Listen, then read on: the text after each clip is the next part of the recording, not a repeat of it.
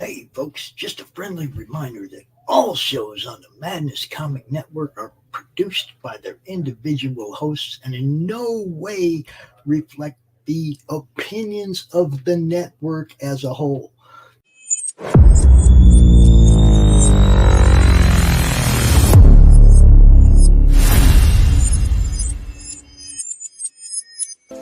Who am I, you ask?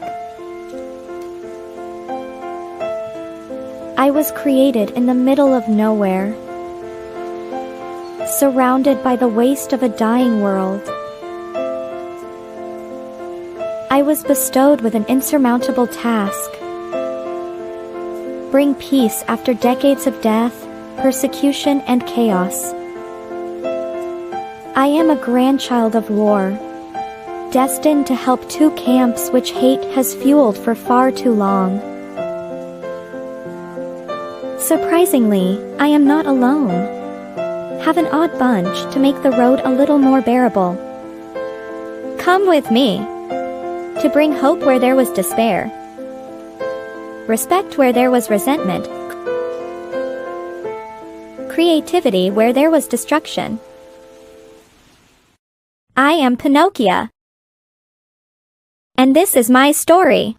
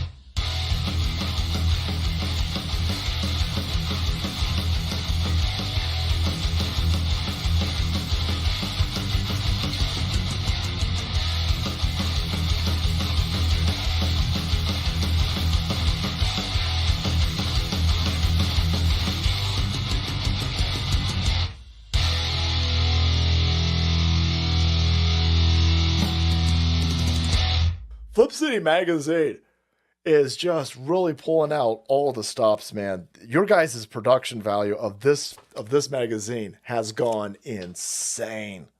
I mean, look at that. I mean, I remember when you guys, it was black and white. Even when it was black and white, I thought your quality was great. But damn, they have just, I mean, they just really stepping it up a notch. Look at this. James Corbett, boys. James Corbett. Genuinely cutting, but also funny, and obviously just chaotic and very fun. I love Flip City. It has brought new types of badassery and integrity to the print medium.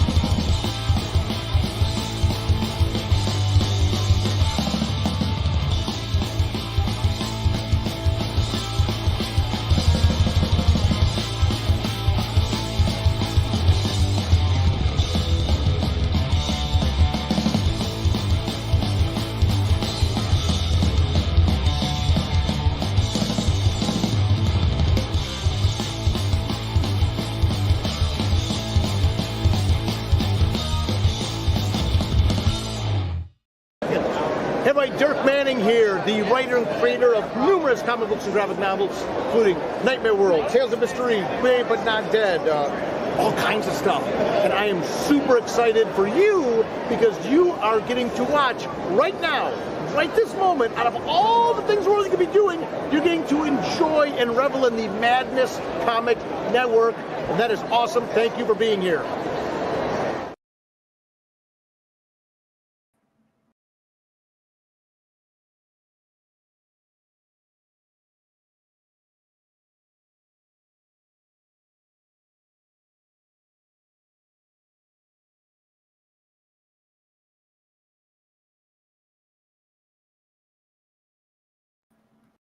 we go. Oh, there we go.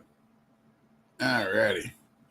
Well, folks, happy Wednesday. We are back, and what a week. What a week, y'all. Between the floods and the hurricanes and the weddings. It's been a wild week or so. I think last week there was one day where I single-handedly moved 840 some pounds of cinder block by myself, building stuff around my farm in preparation for my nuptials. So yes, I am newly married. Thank you. And if she's watching, shout out to my my gorgeous new bride. I won't linger on that too long because I know how cringy it could be for everybody. But anyway, so anyway, let's get on with some good stuff here. I don't think we have anybody popping in today, which is fine because they'll give us a day to really focus on doing art stuff. So I know Doc and the folks always seem to really appreciate when I get in here and do kind of in-depth looks at things in Clip Studio. So that's what we're going to do today. And any of y'all watching, make sure, you know, I don't know how long Pop's going to hang around for. I know he's in the background over here. So I'll pop him on here for a second and see if he says hello. Hey, Pops. Oh, happy wedding, dude. Happy wedding to you and the wife. Is that amazing? Yeah. What? How you feel? You look a little glowy. You're glowing a little bit. I think I'm a little glowy. Yeah, I think she's been waving my glow stick around for a day or two. Look, this is something I want you to do. I want you to go through the wedding pictures and pick the one of the two of you that you like the most and draw it.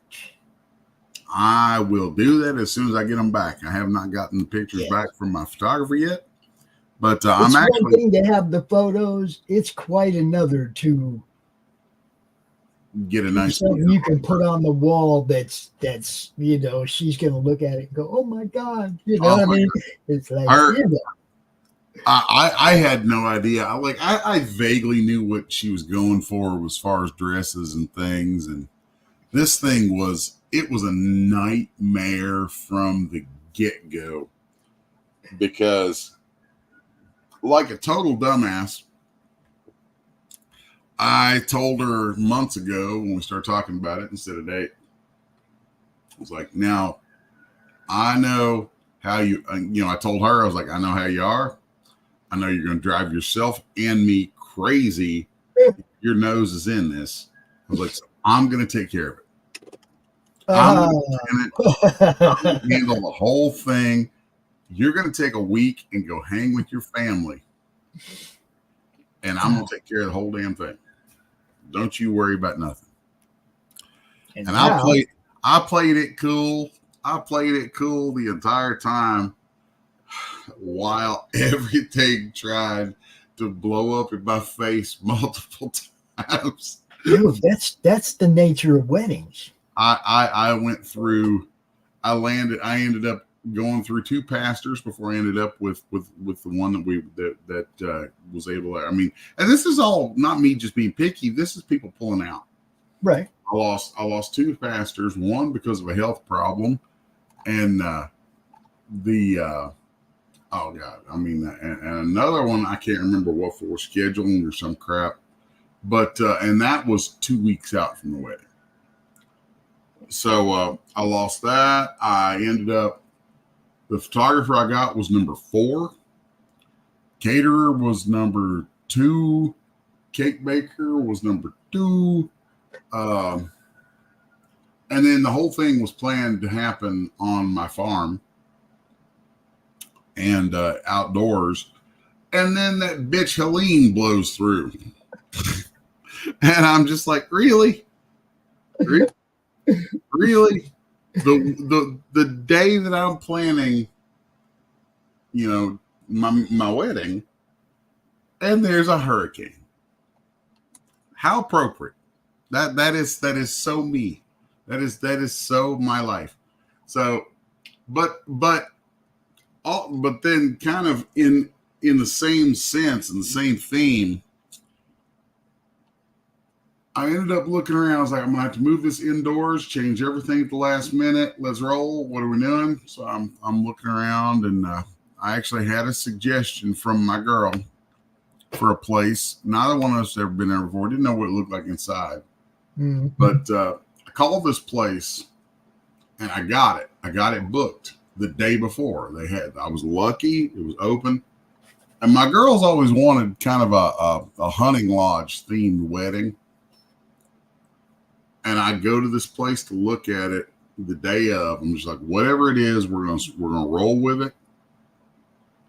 I go inside, and what is it? But it looks just like a hunting lodge inside. I was like, this actually is better than anything I had planned by a lot. Like not by a little bit. I mean, everything that I had planned, I'm just like, done, scrap it. We landed here, and I had a crew of people come in and start slinging decorations and doing everything. And man, by the time it was done, it was stupidly gorgeous. Like the whole thing went off looking like, it looked like a lot of money was spent on it, and it wasn't. And I'm very happy about that. But, then my girl gets there, and they've got a whole area in the back. They get her into that. And I'm, like, I didn't see her until she walks down the aisle. And that's the way it's supposed to be, though. Yeah, it is. And I was blown away. So yeah, there will be pictures and things shared eventually here, and all that kind of good stuff. So, and my boy Charles, who's not with us today, but I will tell you straight up, Charles is my wingman. Charles is indispensable. That dude came through. I mean, he drove all the way down here from Chicago to help out. And then another set of folks, a guy named Mike Vaughn and his wife, also from Chicago area. He's got a publishing venture, and I'm drawing some books for him. They made it down. I had a ton of people who were supposed to be coming from North Carolina and East Tennessee. Probably couldn't make it, huh? No. Helene put the kibosh on that pretty hard. With like roads closed and interstates closed and all that kind of stuff. I was like, Helene, you bitch. Yeah, but the strange part is that they won't let people out of the area. It's weird. The whole thing. I'm getting shades of Maui out of that. I don't want to even get into that because from my research, there's a whole lot of lithium under that land. And I just see a government land grab coming. I wouldn't be surprised. But I don't want to dampen that. Dude, it was so awesome that you guys got through the whole thing, that it didn't come a little farther west and ruin y'all's happening too.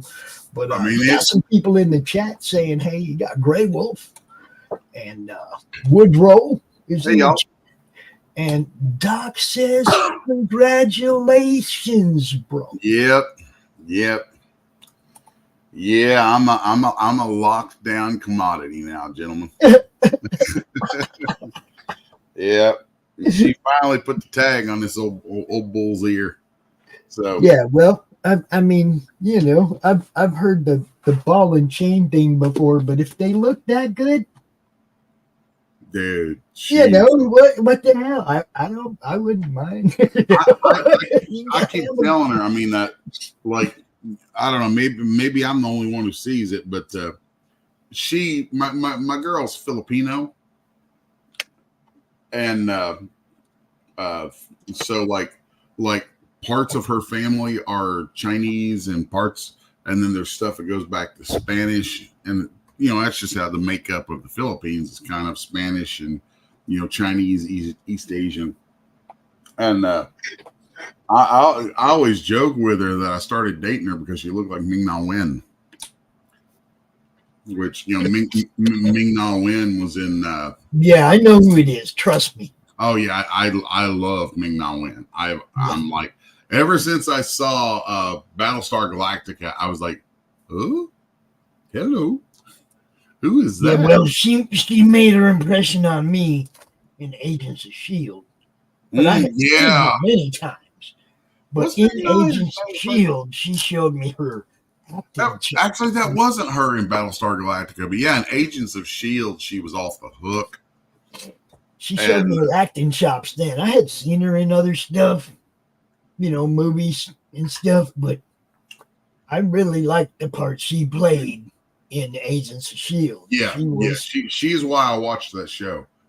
Yeah, she's one of the first pictures I ever saw of my now wife. I saw it and I was like, this chick looks like Ming Na Wen.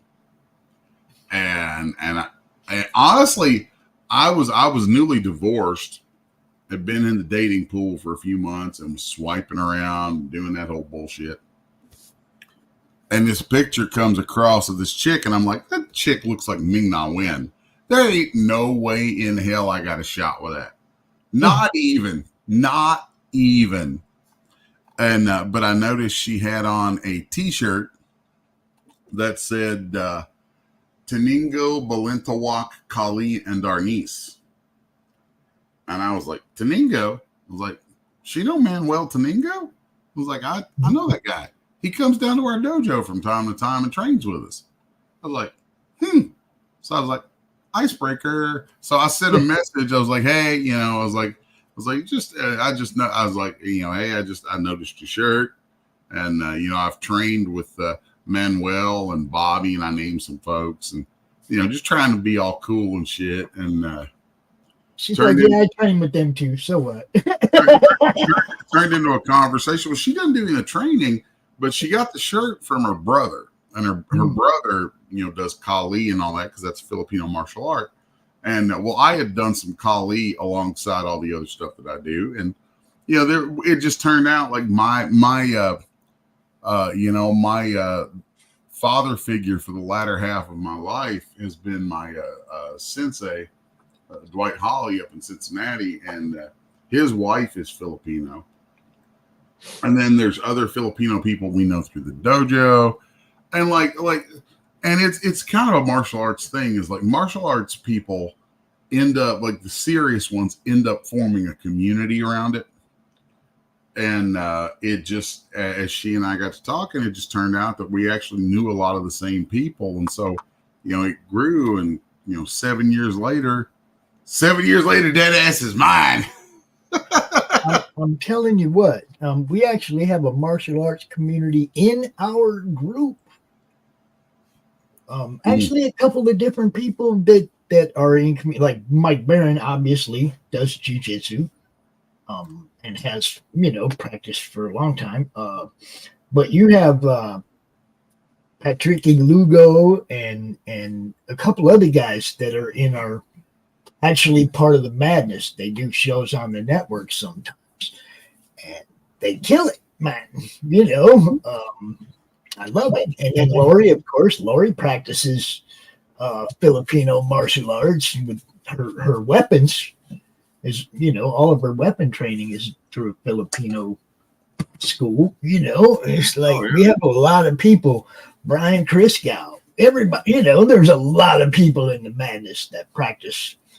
I guess it was a nerd thing for a little bit. I know for me, I come up, as a kid in the 80s, and there was a whole martial arts movie craze back then for a long time. And but because of that, I got really interested in the stuff and started learning a lot about it. And so, the martial arts, specifically like very traditional karate, has been in my life for a very, very long time, with my primary teacher having been Sensei Dwight Holly from Cincinnati. And it's just one of those things. It's like, once you get into it, there's so many good benefits from it that, it just becomes a lifestyle thing. So, yeah, that broke the ice for me with this gorgeous looking woman. And somehow I've managed to convince her to stick with me all this time. She stayed with me through me having a double stroke. And I literally told her the first night that I was in the hospital that if she left, I wouldn't blame her and I wouldn't hold it against her. And she went, what the fuck is wrong with you? I mean, because I knew this was going to be a hard damn period of time. I knew it was just going to be rough as hell. And but she knew your spirit. Look, dude, look, you were sitting there in the hospital waiting room, arting after you. Okay, she's looking at you going, he's going to be fine. You see what I'm saying? It wasn't going to damage your psyche. It wasn't going to hurt who you were, and you weren't going to stop being who you were. And she saw that fucking 20 minutes after your stroke. Yeah. You see what I'm saying? It's like it'd been different if you'd have been laying out going, oh my God, somebody's got to take care of me the rest of my life. Blah, blah, blah. You know what I mean? But that shit was not happening. You know, you were working. She saw that. She saw SDMF. That's what she saw. Pretty much. You know? Was the thing. And you know, she I mean it's been hard. I mean, there's been, ups and downs with it and trials and everything, but man, she has stood by me through the hardest slog of my life. And I'm just like, okay, it's definitely time. So yeah, that's the one. That's the one. Oh yeah. Yeah. It's pretty awesome, man. She's damn good to me. So I don't want to diminish the moment or anything, but tell people what you're drawing. We got 27 people watching over multiple platforms. Oh shit! Tell people, hello, folks. No, it's actually honestly, I was really kind of behind the 8 ball after. I mean, I literally just got married 2 days ago, and I didn't have any guests planned, and I wasn't quite sure what I was going to do. So I started looking back through my files and things, and I saw that there was a sketch that I had started one morning. So I figured I'd pull that up, and we'd start doing some digital inks on it. So I like doing the digital inks on the stream because I can screen share it. And the quality is going to come. The quality on stream is going to be way better than if I'm using the camera. So I like that. And I'm freaking exhausted. So I figured I'd pull up this sketch from one of the streams one morning, and we'd start doing some inks on this. So. For those who don't know, I'm inside Clip Studio right now, and I'm just going to kind of wing it here with some lines and shading lines. And I have been very happy over the last year that my love of that kind of Bernie Wrightson, Franklin Booth school of art has paid off really well for me. And I think right now I've got 3 6-issue series, or the equivalent of it. Really, 2 of them are 6-issue series, and one of them's a 150-page graphic novel that I'm contracted for. So, there's I've basically got enough work lined up that I'm solid for the next year. And this is actually the first time that comics will have become my primary income. So that's nice. So I actually, in a way, I credit having had a stroke to that, because it was actually easier for me to draw than it was to do the 3D stuff that I've done for a living for years. And I doubled down on drawing, and I was like, well, I'm just going to draw my ass off. And it worked. I mean, what can I say? It worked. So, yeah, this is a sketch. I was doing a demo one morning on here, drawing from a photograph just to get the poses and stuff and looking at that stuff. So I figured I'd pop in here and start doing some inks on it. And if folks wanted to ask me any questions, they could, or if they just wanted to sit quietly and listen and watch while I sit here and doodle this on out a little bit further, they could do that too. Y'all ask questions, so I don't feel like I'm just sitting here bugging him. Yeah. Give my life purpose. Talk to the man. That's funny. Yeah, I probably should have thought about that, because I usually, if Charles is around, he watches that stuff for me and lets me know what people are talking about, because I can't really do that and draw at the same time.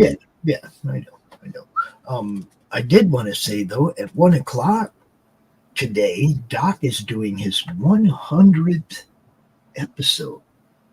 Oh, that's cool. Of the coffee shop. Episode 100, yo. Nice. That's cool. It's like 1 month short of 2 freaking years. Eddie doing shows. That's pretty awesome. Now, for a long time, I avoided doing lots of line work like this. And I guess because I thought that, there was a simpler style of artwork that got real, became kind of a standard after the 90s were over. And so I kind of was like, oh, I better learn to do that. And it could do that. And I could do some good looking work with that. But, it seemed like people weren't really that interested in the line work and the just the approach of, the old, I call it the Bernie Wrightson School of Art. Bernie's probably my biggest influence these days. Bernie's the only reason he's the reason that I love black and white and seeing the line work, and why I encourage people to always do like a black and white ash can or a stretch goal of the book without colors, just to people that like fucking black and white and love to see the line work get to see it. I'm not being critical, but there are colorists who wash out line work. Yeah, I'm very all the people who I'm drawing for right now, doing books for, are allowing me the final say over the colors when they come back.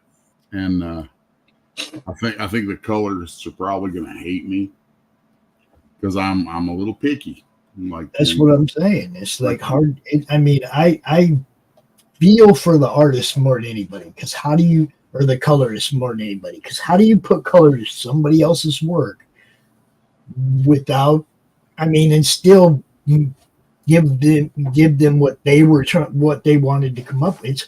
It's hard for an artist to do, a colorist to do that. And then there's still the trip of, you've got to make sure that you're not washing out the lines. Yeah. It's different art. The color just makes it pop. Well, in modern comics, the colors tend to be so super saturated that the problem with the super saturated intense colors is that it tramples on the black of your lines. And it causes, that's what I'm saying. It washes. That's what I mean by washes out the line work. It makes it. It just turns the shit to pure mud. And the lines really are what define the art. Without the lines, as soon as you start washing them out, then you're watering down what the artist drew. Don't do that. And that shit's very aggravating. As a guy who takes a lot of pride in his line work, that when you've got, I dropped my pen. When you've got a colorist coming through, and all of a sudden, all this shading and form development that you've done gets lost. It's like, dude, why did I even bother? Yeah, exactly. That's what I'm saying. It's like any line I can't see once they're done coloring is a line that you did for no reason. Mm-hmm. And it's like, no, I want to see your art. I'm looking at your art, not their colors. I actually think that that's a big part of why so much simplified artwork has taken hold in comics, is because, the colors, I think colors a long time ago were often understandably a bit of an afterthought.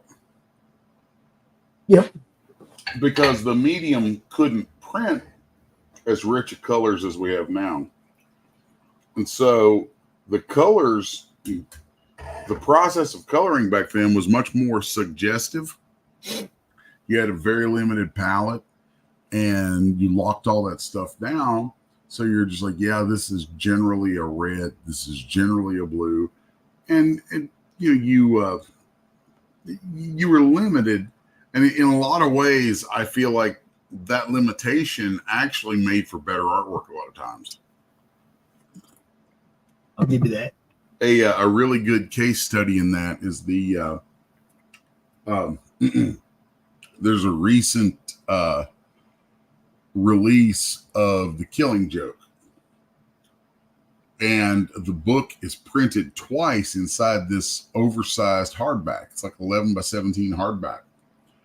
And the first printing of the book included in that uses the colors from back in the day.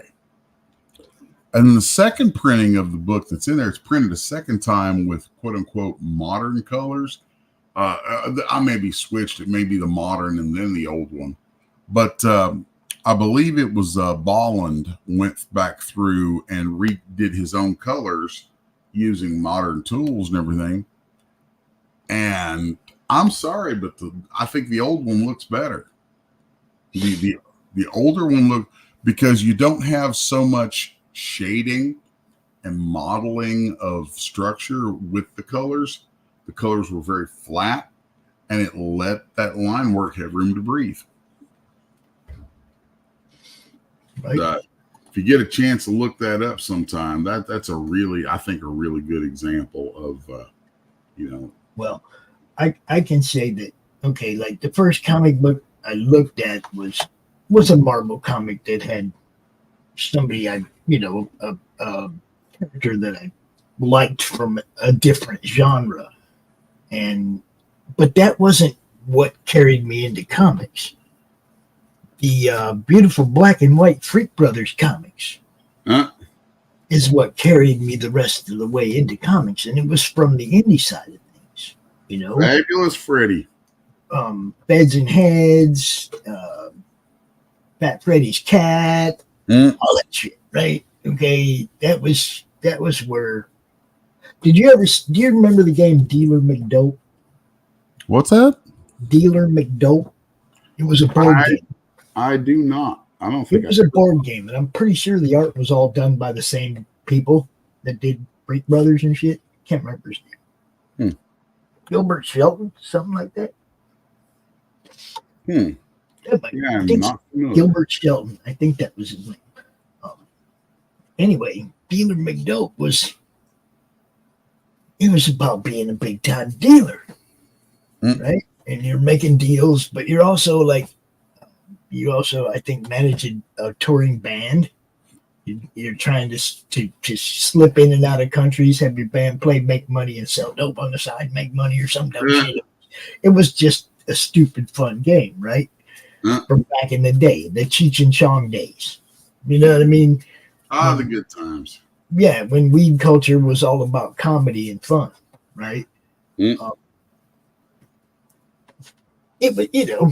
was a cool game, but there was also comic books, Dealer McDope comic books. There were, a bunch of dumb shit. They were crossing games and comics over a long, long time ago. And trying to take advantage of the fact that there's a comic book about everything. Pretty much. Freak Brothers didn't get sold at your comic store. It was sold where you bought your pipes and rolling papers. That was where you found Freak Brothers. It wasn't something you could just go buy. I wasn't even old enough to go into the pipe store. We called it a head shop, but I wasn't even old enough to go in there. I was, the kids that used to sit outside the liquor store. Oh God! Give people money to get a 6-pack. Yeah. I was the kid sitting outside the head shop giving people money to get me a comic book. Is that crazy? Is that crazy? That's some funny shit, dude. Okay, so way back then, I wasn't old enough to read certain comic books. It was just, and that wasn't even. I don't even think that had anything to do with the crazy lady, the gore lady. I think that was like just a standard before that. It portrayed like weed culture. It wasn't going to get any kind of airplay or any kind of, you can't do this, you can't show that here, you can't sell that there, right? There was already regulations, I guess, about stuff like that. So, it was hard for somebody who was a fan of it to get their hands on it if they weren't old enough. So even way back then, they had age-appropriate material, if you hear me talking. And it was banned in certain places. There weren't no Freak Brothers comic in the goddamn school library. Guess what? There still ain't. Okay? The age-appropriate material is not banned material. It's age-appropriate material, and you sell it where it's appropriate. Yeah. God damn. And people really piss me off with some dumb shit sometimes. Oh, yeah. That might be my next rant on coffee shop freedom brew. I might just have to go into a little bit of the difference between banned and regulated. Yeah. Yeah, that's a thing. That's definitely a thing. Definitely a thing. Well, I mean, common sense is common sense, and sometimes you have to hit people upside the head with it. Pretty much. That's all too common. See, common. See. Yeah, it's I think the idea that common sense has become an uncommon thing. Quite rare, isn't it? Quite rare. Annoyingly so.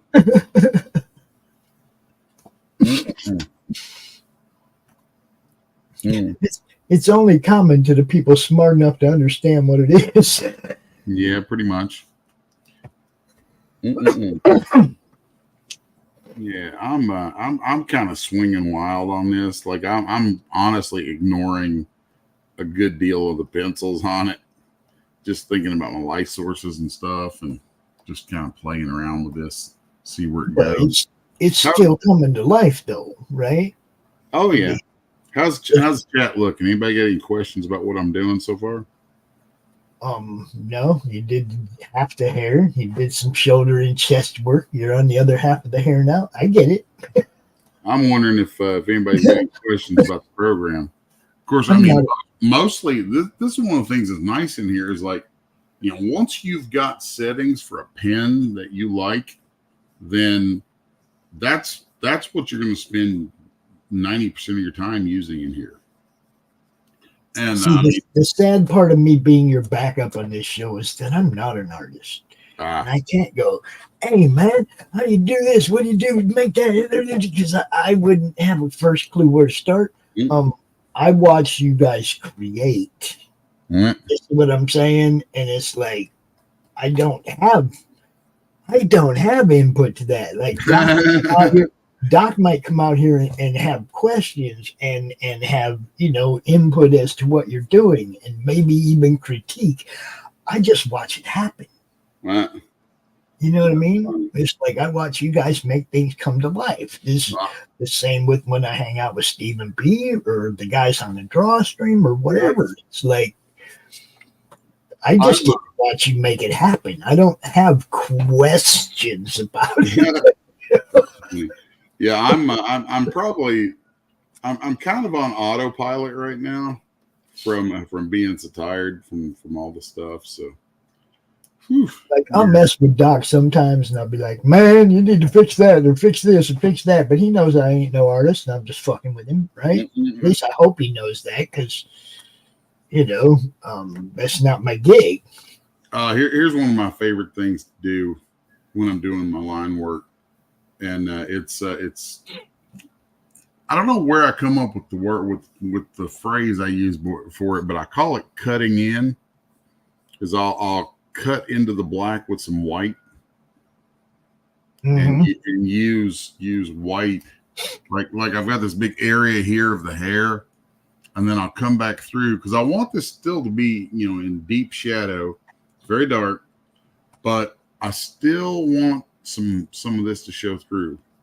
And so I'll look at the forms that I've established in what I'm doing here, and maybe pick just a few key little areas and cut in some little white spots to. I can see where you call it cut in. I call it erasing. Yeah. Well, if I'm drawing with pencil, when I do draw, I do use an eraser to shape and add reverse context to what you know what I mean. Damn, listen to me sound very like useful. Yeah. But yeah, to me that's already, and the black was already there, so you're erasing lines and creating lines. Now, when I'm doing this on paper with traditional ink, I'll use really thick white paint, right, and come in and cut in my white, cut in my highlights sometimes. And I like, you notice over here I've got this little palette of brush sizes, right, and those are all like if you're inking digitally, you do not want to go down to a size of 1, because you will have nothing. Yeah, like a size you of scratching 1. for 20 minutes and still have nothing. So like I just drew a 1 pixel line on here, and you can't see it. I mean, it's just gone. So you need to have like 5 pixels. There you can see it. That's as thin a line as I'll ever do if I'm doing digital, because thinner than that, and it just is hell half the time thinner than that, and it won't even show up in a printer. Like you could send it to print at full size, and it still won't quite show up. Right. And little things like that that's some of the stuff that I think a lot of folks overlook, because if you do a buttload of little lines like that, thinking that you're doing fine detail, it goes to the printer and it either won't print at all, or what will print, it'll bleed together and make mud. Or skip little piece, parts of the line, but not the whole line, right? Yeah. So I've got a 5 and an 8 up here. I've got 5 and 8 pixels up there, but I rarely even use those. 10 is usually the smallest I go to, because with that, if I have any pressure sensitivity for my line turned on, like if I barely touch, you can see I'm getting right there. It's about as thin a line as I'd ever want. And if I add pressure, you can see it thicken up. So, a 10 is about as thin as I'll go. I think most of the time, I'll hit about a 40 for doing my my hold lines. So, like I'm about to do a hold line on this this hand here, and I'll do that. Shoot. You got Nate Law in the chat saying this looks awesome. Thank you. With 2 exclamation points. Yeah. Awesome. See, at 40, with the pressure sensitivity, and there's a trick too that I use, and whether it's digital or traditional, doesn't matter. If you look at my hand, the way my hand's positioned, you'll see this middle finger is the one that's like right down next to the tip. And what happens is when I put this down, against the surface, my middle finger touches before the pen does. And so then I've got this brace of my middle finger, which then I'll start pulling across the page and nothing's touching. And then I rock the pen down across my finger, and it allows me to get these really controlled lines. And then the other thing is, if I'm using a thick brush like this 40, but I want to do a bunch of lines that are about similar thickness, then having my finger there means I can kind of control that better if I don't want to have to change my tip size. So it's just, there's little tricks like that you kind of figure out. And then I love doing these big, I call them sculptural areas, where I'm using black to knock in a lot of the form. Throw an X on that. And like right here, you're going to see a lot of variation in my lines. It's like I barely push down, and then here I'll come back out to a thicker line. And then that's going to help convey the difference between like the solidity of her arm versus the nature of this cloth right here. I probably need to go in and adjust my settings too. That's something that I think you need to do from time to time, is and it's just a thing where like you change over time. Is like, you may find that you're actually drawing with a lighter hand than you used to, or a heavier hand than you used to. So you got to try and be kind of conscious of that. And every once in a while, you want to go in and adjust your settings. So like, if you do that in Clip Studio, go to, let's see, it's under File. And it's been a while since I did it. So, blah, blah, blah, blah, blah. Where do we go? Where was that? Isn't this magical? You were pro, man. Oh, wait a minute. I'm thinking about the iPad. Duh.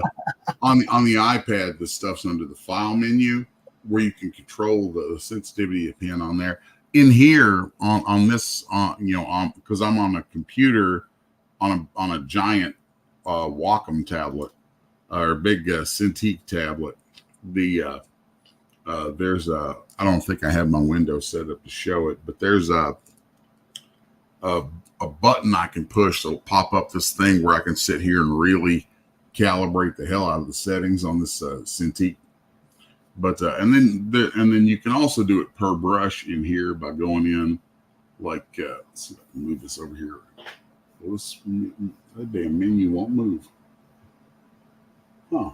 That's crazy. Why won't that menu move? I don't like what that menu comes up at. It's poop. That is hot poop. Let's see here. Well, anyway, I don't know why it's. I guess maybe I've slid my menu off here or something. I don't know. It's weird. That's very annoying. But you got all kinds of places to change stuff.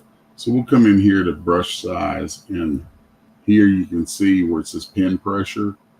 So I've got the minimal pressure set to 0. Hi, Lou. Lou Pond's in the house. Lou, what's up? So if I so like right now I've got a 40 pixel brush.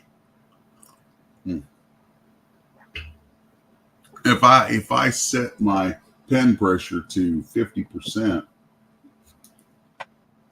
then that means the lightest touch with this will put a 20 pixel line down, because it's a 40 pixel brush.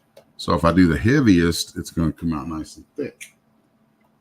And then there's a curve to that really, you play with that curve, and that relates to how it feels when you're drawing stuff in. I always keep my pressure like set to my pressure minimum value set to 0. And there's all kinds of other stuff that comes into play for different types of brushes and things. I've actually really gotten into using this guy lately. a brush that I've created that I just call a rough pen, and it actually gives a kind of a slightly wavy, kind of dirty line. So like if I draw a line with this, you see it's got this kind of a texture to it. Whereas if I go back to my main pen, you see how smooth and crisp it is. And I like alternating between these. So like on her, because she's supposed to be kind of a messed up zombie chick or whatever. You know, she's got an arm missing, for God's sake. So on the dirtier sections, especially for something like this that's very, you know, horror-ish, I will use this rough pen that I made up, and I might, if folks are interested in it, I might see if I can share that setting somewhere. But I really like the way this pen works, because you can see that you get this little bit of texture out of it. Nate said he just tuned in to check out the dope work real quick. He said, have a good day, everybody. Hi, Lou. Lou is also in the chat. She hangs out during our draw stream on Sunday. She's pretty awesome, too. So much talent in the madness, you guys. Oh, There's so much going on. And we got new shows that we're doing in other places and all kinds of stuff. Just stay tuned, man. It's all action. If you didn't know, Les does this every week at 11 o'clock on Wednesday right here. So don't miss out next week. This is where we'll be. Yeah, see, the way that I have this pen developed, and there's actually quite a bit going on under the hood with this particular pen. I really like the way that it allows me to kind of scrub back and forth, and it feels a lot like using a high quality felt pen. One of the qualities of using a felt pen is that as you work with it, the tip degrades.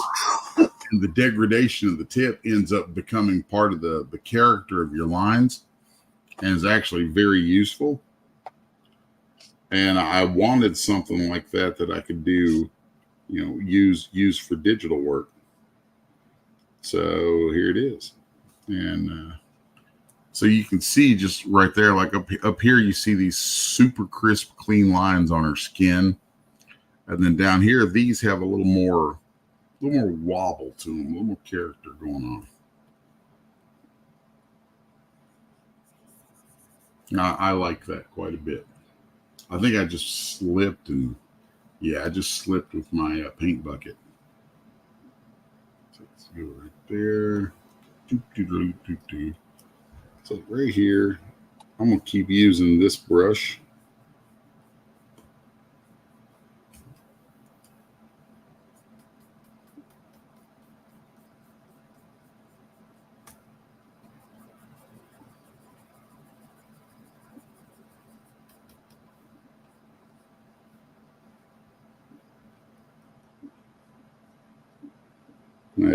Getting into this kind of stuff is where I start to get real quiet, because I just zone out, and it's relaxing as all hell for me to get in here and start doing this.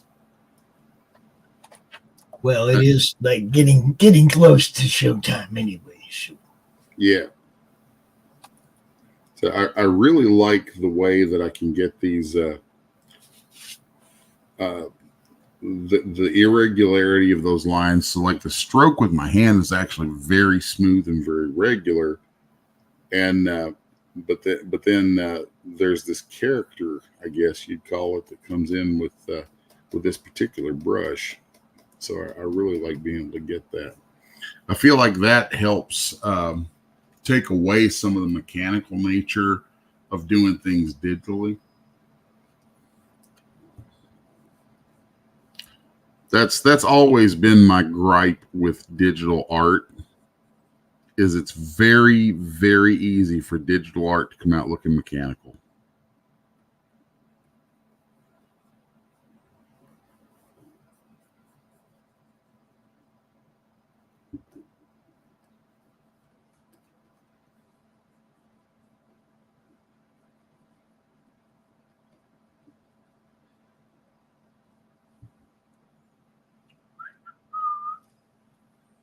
Let's come in here. Look at this. Oh, look, Lou says she might be drawing on her channel later on a show she's calling It's Art O'Clock.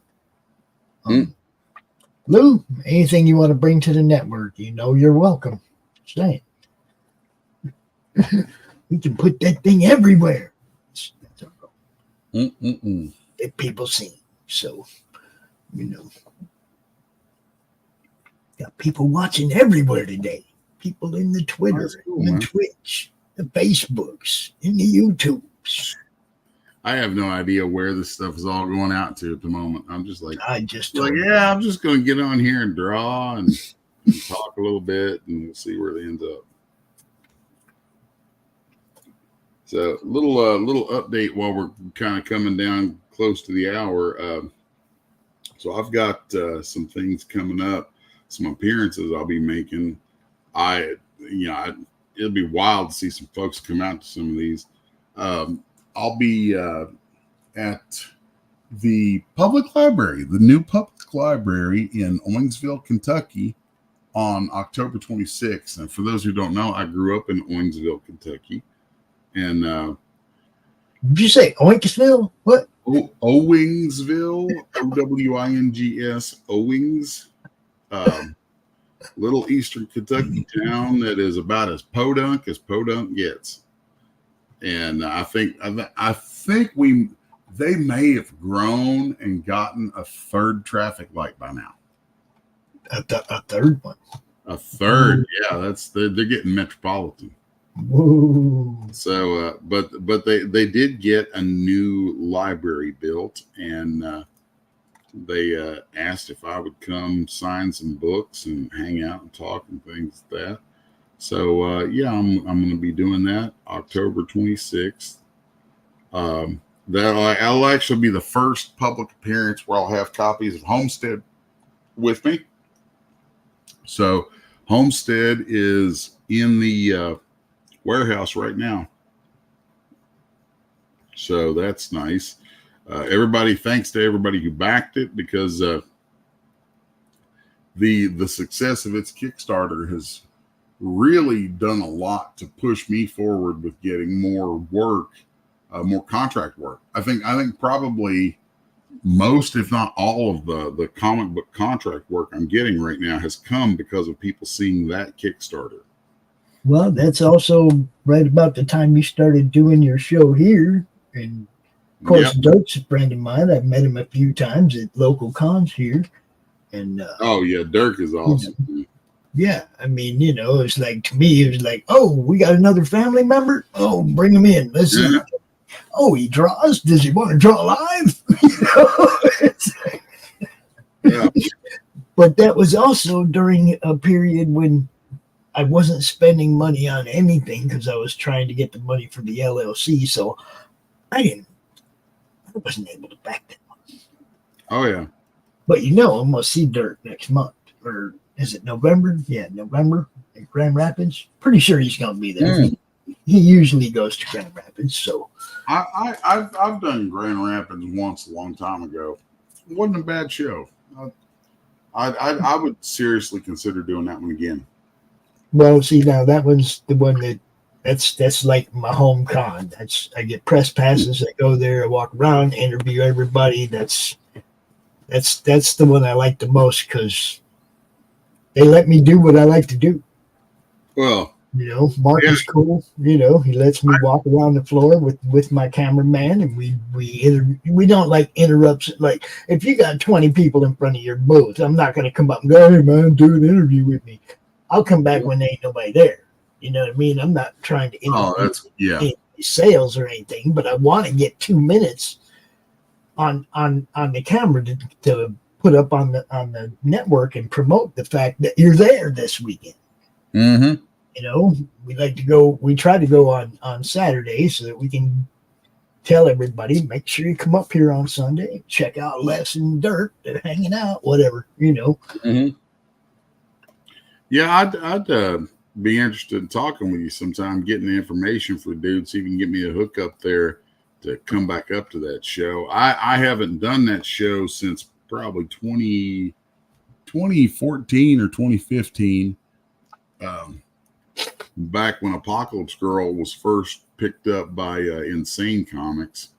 They did Grand Rapids. So I was it's like I said, I know that Dirk goes there. Mark Hodges is the showrunner. He's on Facebook. You know, I just hit him up about he posted something about the tickets going on sale, and of course, as soon as he does that, I'm on him about you know, me and my dude got to be able to be there. You know, Brad Arney is my cameraman and transportation. You know, he makes sure I get there. He records all the segments, the interviews and stuff. Good dude. He's also in the Madness. Look, we're trying to have fun here, people. You know, that's really the bottom line. We're just trying to have fun and promote and get people seen. So I'm doing my part. Anybody that hits that share button, they're doing their part too, right? Oh yeah, absolutely. Y'all don't forget, like and share, that whole deal. So yeah. I'm gonna say looks like we're right across the top of the hour, so I'm gonna say it's time to call it. But thanks folks for watching and hanging out with us today. Maybe next time we'll have a guest or two. I know I've got one guest that I'm planning for. Just a matter of when he can do it. I think we're probably looking 2 or 3 weeks out.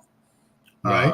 Gentleman named Andy Myers, who, if you, who's not familiar with the Terminator movies, right? My friend Andy was the guy who built the iconic hand from Terminator. Oh man, yeah, we got to talk to him. Yeah, he built the hand in Terminator. He built the robotics inside the little boy in the movie AI. I already got my question for him. I want to know, does he have any pictures of the Terminator hand flipping the bird? Yeah, I wouldn't be surprised. I gotta see it.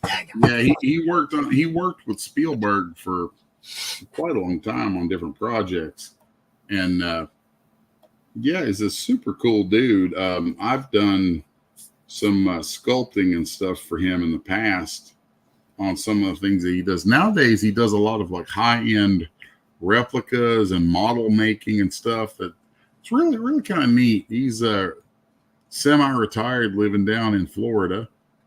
So very, very cool dude. Does great work. I think he also worked on Jurassic Park. So on the first Jurassic Park, I think, and don't quote me on that until he shows up on the show, but I think he did. I think he worked on that. So cool. Yeah, I ended up getting in touch with him through there was a company that was contracting me to do sculpts for collectibles some years ago, and I just ended up, he and I were both doing stuff with him, and so we hit it off and became friends. I think and he knows a lot of folks in comics too. I don't know if he knows Mike, but I know he said he grew up in Brooklyn, I think, with Larry Hama. Like they went to school together, and him and Larry been big buddies forever. Like there you go, friends as kids kind of stuff, you know. Yeah, it's really wild when, you know, once you get a little deeper into this business, just how connected everybody actually ends up being. Yeah, that's what I said, man. The dude, look, come on. 5 years ago, nobody knew who I was. Oh yeah, nobody. I was nobody. I had no footprint online at all. Or, you know, it's like the only people that knew me were people that knew me in real life. And it's like, yeah, I got a bunch of people I consider friends in the industry now. So, you know. Yeah, that stuff's always fun, man. It's really neat. I mean, networking is really where it's at. No matter what it is you do, yeah, you network with other people that do it too. Other people are going to find out about you. And I literally suck at doing that. because I tend to just want to kind of stay in my little hole and do my stuff. That's why I'm here, bro. Yeah, but that's what things like this are really, really useful for, is making connections and meeting people and all that. Yeah, it's fun. You never know. There's been a ton of collaborations that have come out of the Madness Facebook group or the network or whatever. I mean, a ton of them, and that's my goal, is to get more and more people working together, doing stuff that we love. The stuff we love. That's what it's all about. Thanks again, bro, for a great show. Thank you, man. She's looking good. I hope we get to see the finished product next week. I'm thinking, this is one of a handful of pieces I have that are, I kind of start them, there'll be a question or something on the stream and I'll start up a piece, and then, I'm on for an hour. So then it'll stop and I'll just save it. And like, well, just don't forget about us, because we're invested in this one now. That's funny. All right, brother. I will see you next week. I'm going to play some trailers. I'm going to be out of here. Doc's Coffee Shop, episode 100 at 1 p.m. Eastern. Nice, man. Miss it. Nice. Peace, everybody. Right. Later, y'all.